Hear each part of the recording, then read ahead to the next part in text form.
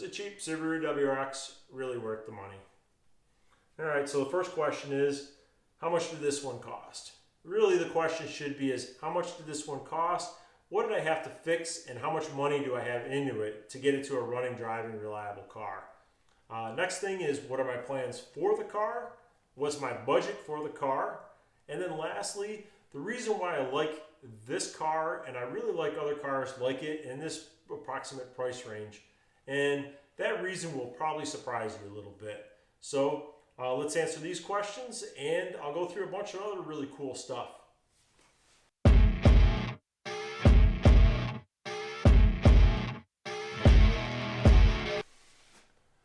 All right, getting straight into the cost of the car, $1,500.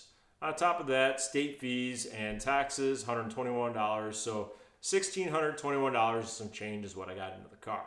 Now, it is a 2002 Subaru WRX 5-speed sport wagon. Details about the car. It had 175,000 miles on it when I bought it. I knew it was going to need a clutch. It was also going to need timing belt, pulleys.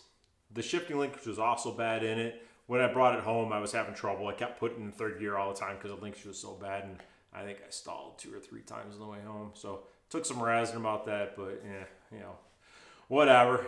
The other couple things that it was going to need, the owner previously had fixed the strut towers and also fixed the trailing link mount. They were all rusted out of the car. So that was another thing that I was going to have to address. Why did I buy it? And what's my plans for the car? So first off, don't be mad at me, but the reason why I bought it was for a parts car. I have every intention of eventually parting the car out and using all the parts off of it for another project that I have coming up. But that's in the future, and I don't plan on starting that right now. So in the meantime, though, I do plan on daily driving this to and from work. I also plan on doing a couple autocross events throughout the summer with it. Engine and transmission stuff. First off, I decided to pull the engine and transmission out of the car, just make it easier to do the timing belt and pulleys and put the clutch in. So the timing belt and pulleys, I did put a good ASIN kit in. The ASIN kit cost me probably about $284, I think is what I paid for that kit. That was all the pulleys and the new belt. So all quality parts. The old stuff that I took out was pretty much wasted. The cog pulley still turned pretty good, but you can hear the bearing starting to go in that, even though it turns pretty well. Now the other pulley, I know you probably can't see this on camera, but it doesn't spin at all, and you can see that it's starting to get burnt where the belt was slipping across it. So it was just a matter of time before that other pulley was going to go. That would have been disastrous too.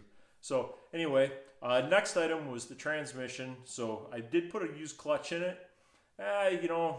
Take it or leave it. I don't know that, for a good quality car build, I don't know that I would ever use a used clutch. But for this project, it worked out really well. Grabs fine, holds really nice, so I don't have any problem with it. Might chatter just a touch on the way out, but that could also be because I did take a shortcut and I didn't turn the flywheel down. So now I probably should have at least done that, putting a used clutch in.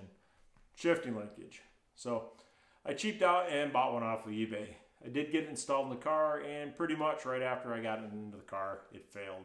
So the way these linkages are, you've got this part here, then you've got another part that's spot welded onto it like that, and you can see where the spot weld failed. So I wound up taking the bushings out of the cheap eBay one, putting the stock shifting linkage. That seemed to work pretty good. But I have a feeling these bushings are so bad that they're going to fail, and I'm going to be in the same boat. I'll have to drop the exhaust and switch the bushings back out again. So a little bit of a tough job. I'm definitely trying to keep the project on a cheap, but I'm also trying to avoid using crappy parts at the same time. Time's valuable, and I don't really want to do projects twice. So that's the engine and transmission stuff, and I'll take you a walk around the rest of the car. Just a quick walk around the body. You can see the driver's fender is creased in the top corner there quite a bit. The hood also has got some damage on it. Looks like it went under a truck or something tall, where it's put those 2 pretty large creases in the hood. Passenger fender down at the bottom here, you can see we got a pretty good rot hole going there. But I did find on Facebook Marketplace a local guy was parting out another blue one, so I did find another fender in great shape. So I'm gonna go ahead and probably switch that out soon here. As far as hoods, hoods for these things are rather expensive. so I'm not sure what I'll do with the hood. Might just leave it. Rear passenger's door, you can see there's just a little bit of rust starting, surface rust there.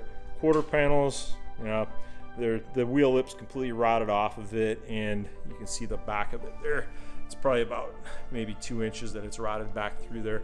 So my plan for that is I was just going to put a fender wheel lip flare across it just to make it look better from 10 feet. For this car, I think it'd be more than good enough.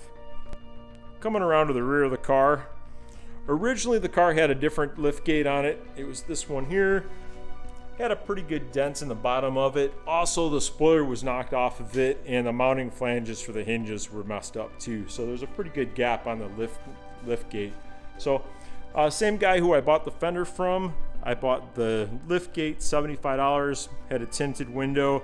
All I had to do is hook up, take my windshield wiper off the old one, put it on this one, and hook up the rear window defroster.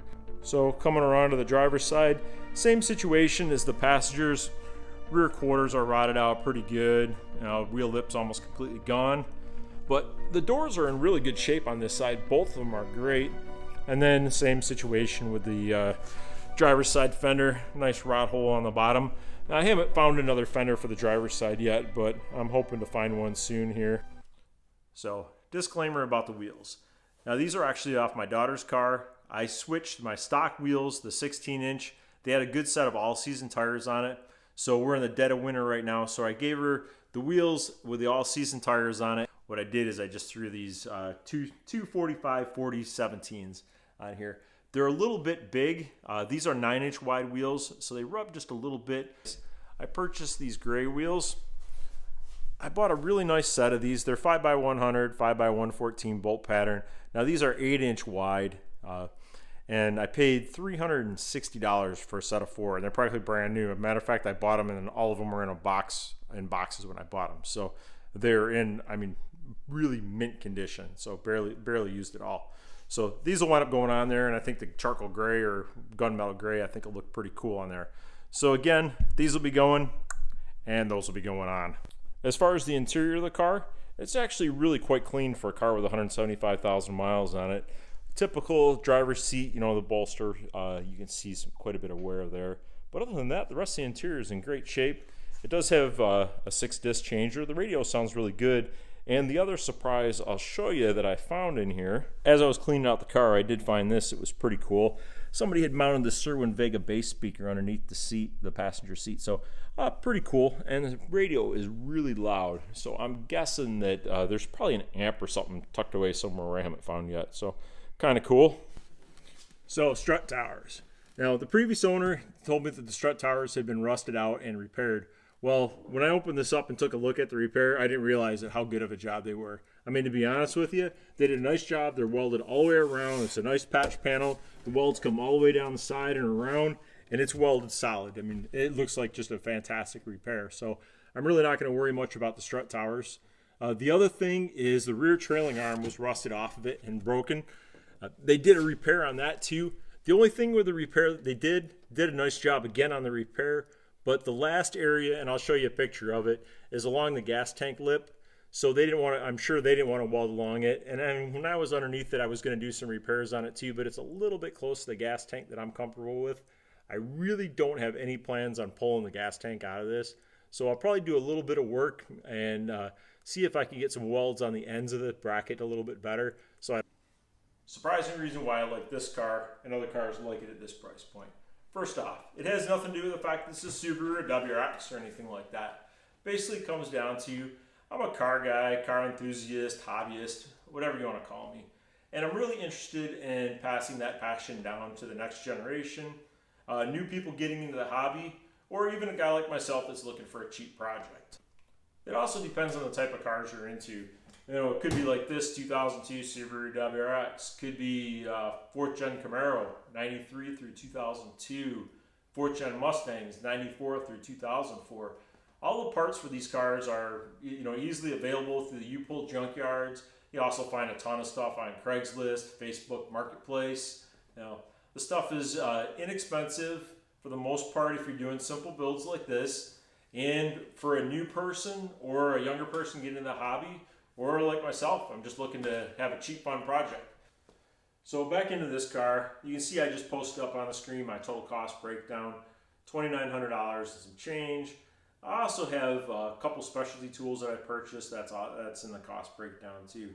So I hope you enjoyed the video, and I hope this does encourage anybody new to the hobby, and especially any young people, to really get involved with it. So thanks for watching. All right, that's it, guys. I'm Mike, and I'll catch you next time on 33 Mile Garage.